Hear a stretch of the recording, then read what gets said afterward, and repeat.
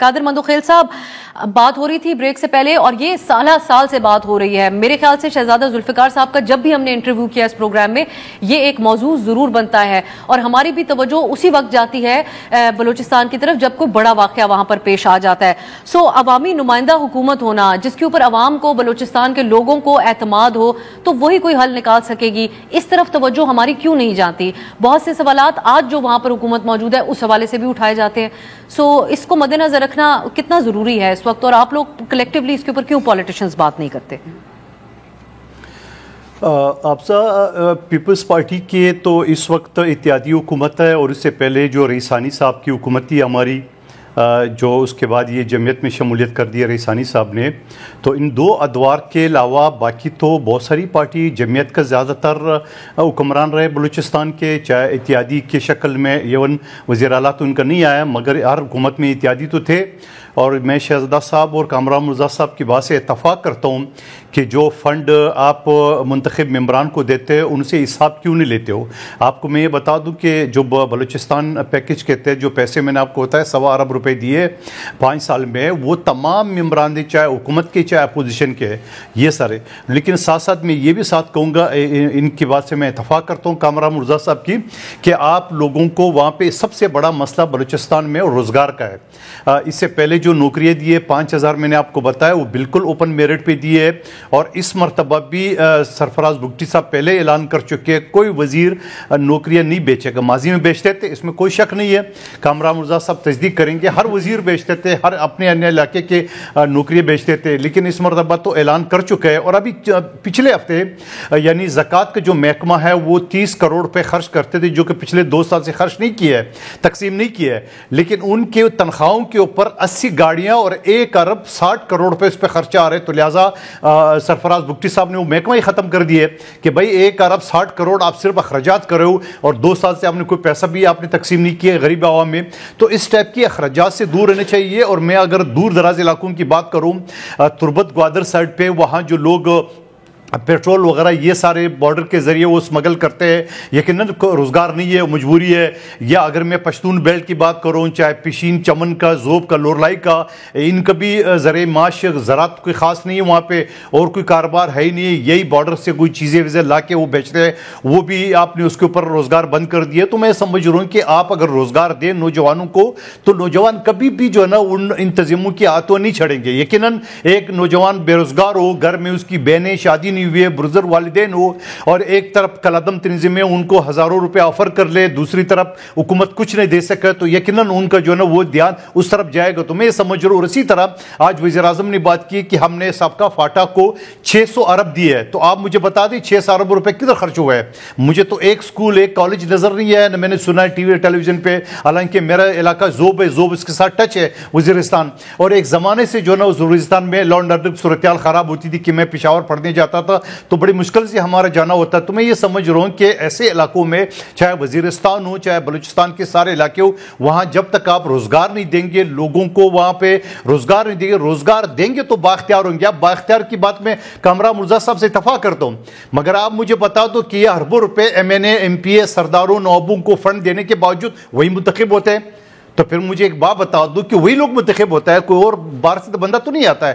جو جس علاقے میں ہے 2-4 آدمی ہوتا ہے، کبھی ایک آتا ہے کبھی دوسرا آتا ہے. تو اس کا کیا مطلب؟ اس کا مطلب یہ کہ انہی لوگوں نے عوام کو قابو میں رکھا ہے. وہ جو مرضی کر لیں، میں سب کی بات نہیں کروں، اچھے لوگ بھی موجود ہیں، مگر سب سے پہلے آپ جب تک عوام کو روزگار نہیں دیں گے تب تک یہ ایسی تنظیموں کے یہ نوجوان استعمال ہوتے رہیں گے. یہ میں اب کامران صاحب، اب آپ کی انڈرسٹینڈنگ کے مطابق صرف نوکریاں دے دینا ہی حل ہوگا اس کا، کہ تاکہ نوجوان جو سوچ رہا ہے اس وقت، جو بھی ان کے جذبات ہیں یا ان کو بھڑکایا جا رہا ہے جس بھی انداز میں، وہ مسئلہ حل ہو جائے گا اس سے؟ اور نوکریوں کے حوالے سے جو دعویٰ کر رہے ہیں مندوخیل صاحب، اس پہ بھی اگر آپ کچھ کہنا چاہیں. نوکریاں مسئلے کا حل نہیں ہے. روزگار یقیناً مسئلے کا ایک حل ضرور ہے، مگر وہ چھوٹا حل ہے. اس سے پہلے آپ کو ان کی حقیقی نمائندگی ان کے حوالے کر دیجیے، ان کو یہ حق ان کے دے دیجیے. یہ آج کا نہیں، یہ بہت پرانا مسئلہ ہے، نمائندگی کا حقیقی حق. آپ کے معاملات جو ہے نا، یہ جو بیٹھ کے جو ہے نا ضرب تقسیم کرتے ہیں، جبہ تفریق کرتے ہیں، یہ کام بند کر دیجیے. ہم سارے پاکستانی ہیں، سارے محب وطن ہیں، ہم سب جو ہے پاکستان کے لیے ہیں. مگر اس کے لیے جو ہے نا پھر آپ اس میں سے کچھ مخصوص لوگوں کو جب چن لیتے ہیں ضرب تقسیم کر کے جمع تفریق کر کے تو اس سے معاملات پہلے نمبر پہ اس سے خراب ہوتے ہیں. پھر اس کے بعد لوگوں کو کانفیڈنس دینا ہے, وہ کانفیڈنس دیجئے. پھر یقیناً روزگار بھی ان کا حق ہے. پھر یہ جو غلط پالیسیاں ہیں آپ وہ ہمیں نظر آتی ہیں غلط پالیسیاں. آپ کا ایک ایک چیک پوسٹ جو ہے نا وہاں پہ جو ہے اس کی ایک ایک رات کی قیمت ہے. آپ کیا لوگوں کو پتہ نہیں چلتی جب وہ وہاں پہ بےعزت بھی ہوتے ہیں اور پیسے دے کے چھٹ بھی جاتے ہیں تو یہ بات جو ہے لوگوں کو پتہ نہیں چلتی. یہ بات نہ صرف پتہ چلتی ہے بلکہ آگے ٹریول کرتی ہے اور اس کے نتیجے میں جو ہے نا وہ ہیٹرڈ بھی جو ہے نا وہ آگے چلتا ہے. وہ ایک آگے جو ہے پھر آپ اپنے بارے میں ایک غلط جو ہے وہ تاثر جو ہے نا وہ آگے منتقل کرتے ہیں. یہ ساری چیزیں ہونے والی ہیں. یہ ہمارا ملک ہے, اس ملک کو لے کے چل رہا ہے مگر اس ملک کو قانون کے مطابق لے کے چلیے. بلوچستان کا اگر کوئی پوچھے کہ مسئلہ کیا ہے تو مسئلہ ہمارے ساتھ یہ ہے کہ ہمیں قانون کے مطابق ڈیل کیا جائے.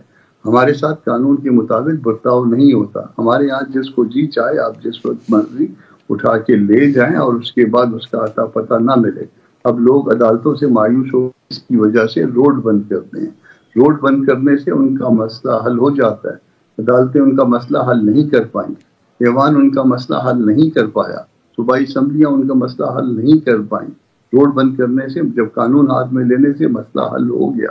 یعنی ایک نے قانون ہاتھ میں لیا, ایک کو اٹھا لیا, دوسرے نے قانون ہاتھ میں لیا, روڈ بند کر دیا. تو پھر جب مسئلے جو ہے وہ قانون کو ہاتھ میں لینے سے حل ہوں گے تو پھر معاملات اسی طرح سے خدا نخواستہ مزید خراب ہوتے جائیں گے. میں پھر کہہ رہا ہوں کہ یہ ہمارا ملک ہے, ہمارا وطن ہے, ہمیں اس سے پیار ہے, مگر کم از کم قانون پہ عمل درآمد کیجیے. شہزادہ ذوالفقار صاحب, آج پرائم منسٹر صاحب بھی کوئٹہ میں موجود ہیں. ہم بڑی بدقسمتی ہے کہ اتنا بڑا واقعہ پیش آتا ہے تو اس کے بعد ہی پھر توجہ جاتی ہے. حالانکہ خیبر پختونخوا سے بھی یہ آوازیں آ رہی ہیں کہ پرائم منسٹر صاحب نے ابھی تک وزٹ نہیں کیا ہے. تو اب پرائم منسٹر صاحب نے جو تقریر کی اس میں انہوں نے ایک ان محور جو ہمارا پارلیمان میں بھی نظر آیا, ایک دوسرے کے اوپر تنقید کرنے کا کچھ تھوڑا وہ بھی جھلکا ان کی گفتگو سے کہ جب کہتے ہیں کہ جب دہشت گردی کا سر کچلا جا رہا تھا پھر کس نے واپس طالبان کو لایا. تو گفتگو میں بھی کلعدم BLA سے زیادہ طالبان کے حوالے سے بات ہو رہی تھی.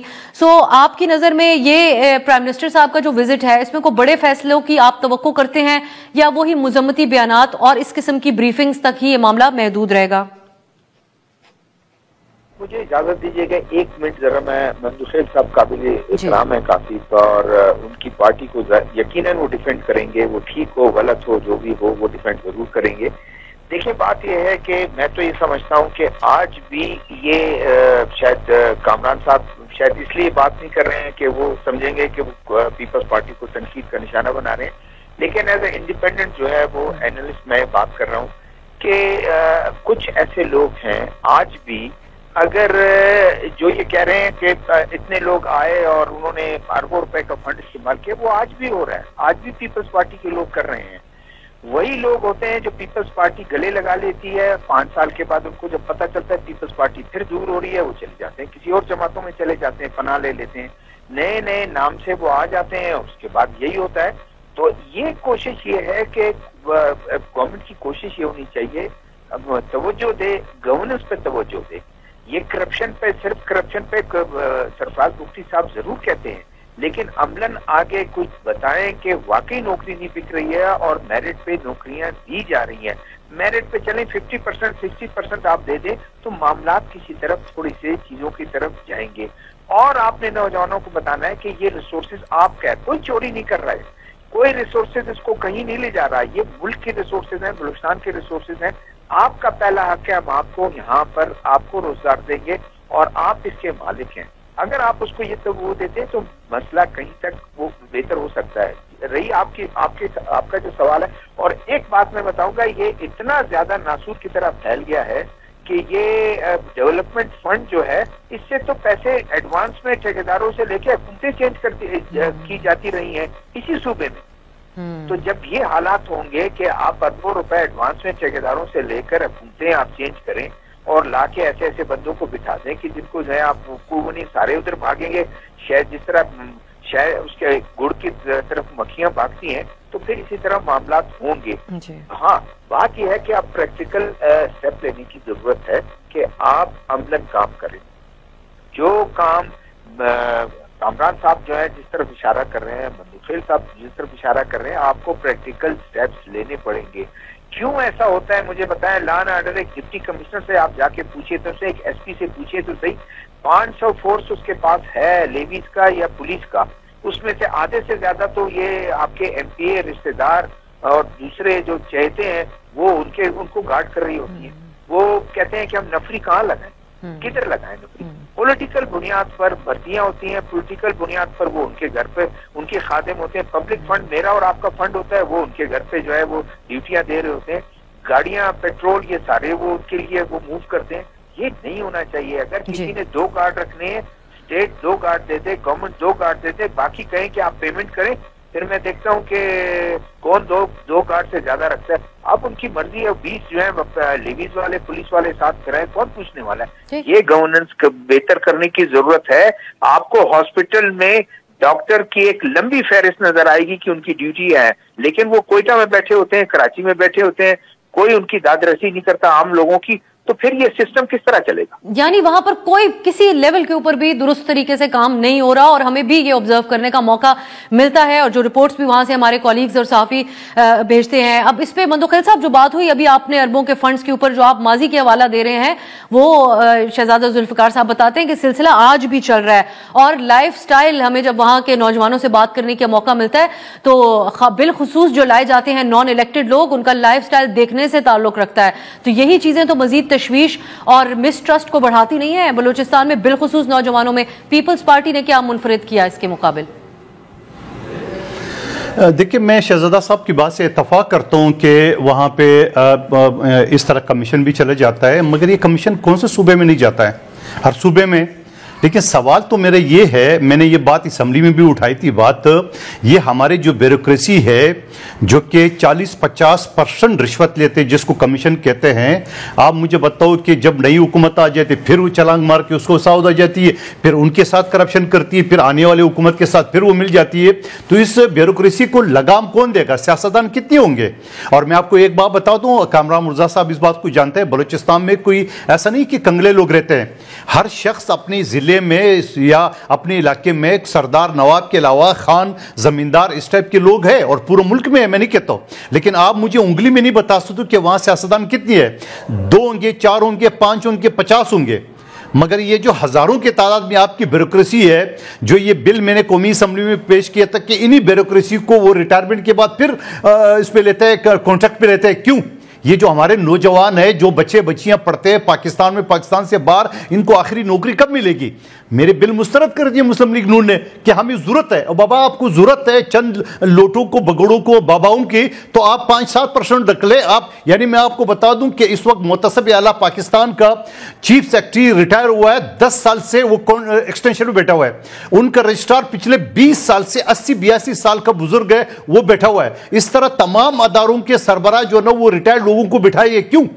یہ جب آپ کریں گے، آپ بیوروکریسی کی طرف کسی کے دھیان نہیں جا رہے. سیاستدان بڑی سافٹ ٹارگٹ ہے، منٹ میں ایک آدمی کی جو ہے نا وہ مٹی پلید کر دے. مگر ان بیوروکریسی کو، ان کرپٹ بیوروکریسی کو، جس کے IMF نے بھی ان لگائی کہ ان کی جو ہے نا وہ اساسے سال میں 2 مرتبہ ڈکلیئر کر دے.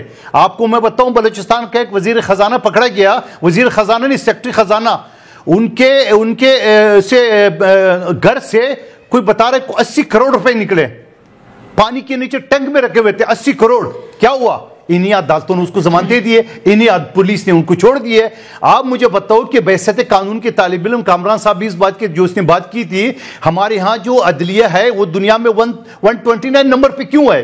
اس وجہ سے کہ ہمارے ہاں سر سے لے کے پاؤں تک کرپٹ ہے. بڑا سے بڑا کرمنل جاتا ہے، بڑی ہیڈ لائن اخبارات ٹی وی میں چلتے ہیں، فلانا کرمنل پکڑا گیا، پرانا سمگلر پکڑا گیا. پھر آپ دیکھیں گے 6 مہینے کے بعد وہ بری ہو جاتا ہے. آپ اس پہ بھی تو بات کیا کریں کہ کوئی سرپرستی تو حاصل ہوتی ہے، ورنہ تو پاکستان میں کوئی جھوٹے مقدمات بھی بن جاتے ہیں سیاستدانوں پہ، بھینس چوری کرنے کے مقدمے بھی بنتے ہیں. بیوروکریسی کی کیا سرپرستی ہوتی ہے؟ ایک ڈپارٹمنٹ کا سیکرٹری ہوتا ہے، DG ہوتا ہے، ڈائریکٹر ہوتا ہے، اس کی سرپرستی اس وقت تک ہوتا ہے جب وہ وزیر بیٹھا رہتا ہے. جب وہ وزیر چلا جاتا ہے، اگلے وزیر کے وہ پھر پاؤں پکڑ لیتا ہے، پھر اس کے ساتھ کرتا ہے. تو میں یہ نہیں کہوں گا کہ وزیر کرپٹ نہیں ہے، ہوں گے، لیکن میں آپ کو تو ایماندار لوگ بھی ہے، ایماندار لوگ بھی سیاست میں موجود ہے. کامران مرزا صاحب نام بتائیں گے ہم بلوچستان میں، لیکن میں آپ کو پھر ریپیٹ کر رہا ہوں، آپ سیاستدان ملیں گے آپ کو 4, 5, 10, 20 آپ کو کرپشن میں ہزاروں ملیں گے بیوروکریسی، آپ کو کرپشن میں ہزاروں ملیں گے پولیس میں، ان کی طرف کسی کا توجہ نہیں جا رہا ہے. میں صحافی حضرات کی تو بات ہی نہیں کر رہا ہوں.